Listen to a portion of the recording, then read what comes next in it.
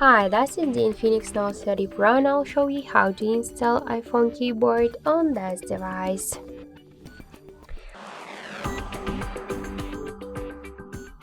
So to do that, you should open the Play Store app and in the search bar we should enter the green Apple keyboard.